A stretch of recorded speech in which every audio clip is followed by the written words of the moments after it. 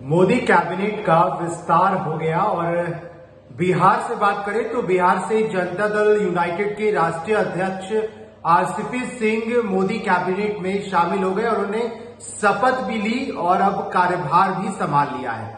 वहीं लोक जनशक्ति पार्टी कोटे से पशुपति कुमार पारस मंत्री बने हैं। उन्होंने भी अपना कार्यभार गुरुवार को संभाला, लेकिन पशुपति कुमार पारस की बात आज हम करेंगे। वो इसलिए क्योंकि आपको पता है लोक जनशक्ति पार्टी दो फाड़ में है और एक का नेतृत्व चिराग पासवान तो दूसरे का नेतृत्व पशुपति कुमार पारस कर रहे हैं। ये अब लंबे समय से चला आ रहा है, लेकिन सबसे बड़ा बात यह है कि पशुपति कुमार पारस को लोक जनशक्ति पार्टी कोटे से मोदी कैबिनेट में शामिल किया गया है। इसको लेकर के चिराग पासवान ने कड़ा ऐतराज जताया है। चिराग पासवान ने कुछ दिन पहले ये कहा था कि जब मोदी कैबिनेट का विस्तार होगा और पशुपति कुमार पारस को अगर मंत्री बनना है तो वो जेडीयू में शामिल हो जाए या फिर बीजेपी में शामिल हो जाए और वहां से मंत्री बने तो चिराग पासवान को कोई ऐतराज नहीं होगा।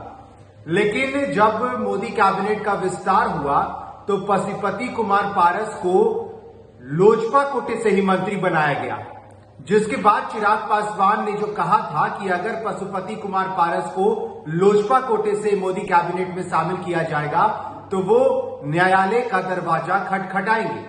अब ऐसा ही हुआ है। चिराग पासवान ने दिल्ली हाईकोर्ट का दरवाजा खटखटाया है और आज जो खबर निकल के आ रही है कि दिल्ली हाईकोर्ट में आज इस मामले में सुनवाई होने जा रही है, जिसको लेकर के चिराग पासवान ने जो मामला दर्ज कराया है, दिल्ली हाईकोर्ट का दरवाजा खटखटाया है, उसमें यह कहा गया है कि लोक जनशक्ति पार्टी का संविधान ये कहता है कि कोई भी राष्ट्रीय अध्यक्ष ये फैसला लेगा कि कौन सांसद रहेंगे या नहीं। और चिराग पासवान ने ये पहले ही साफ किया था कि मैंने 5 सांसदों को अपनी पार्टी से उसी समय निष्कासित कर दिया था, तो किस मायने से लोक जनशक्ति पार्टी में है।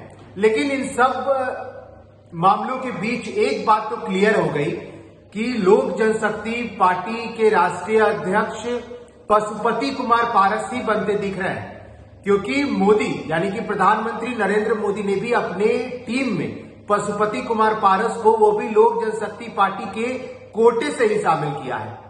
अब देखना होगा कि आज दिल्ली उच्च न्यायालय में जब इस मामले की सुनवाई होनी है तो वहां से क्या निकल के आता है, हम वो भी आपको बताएंगे।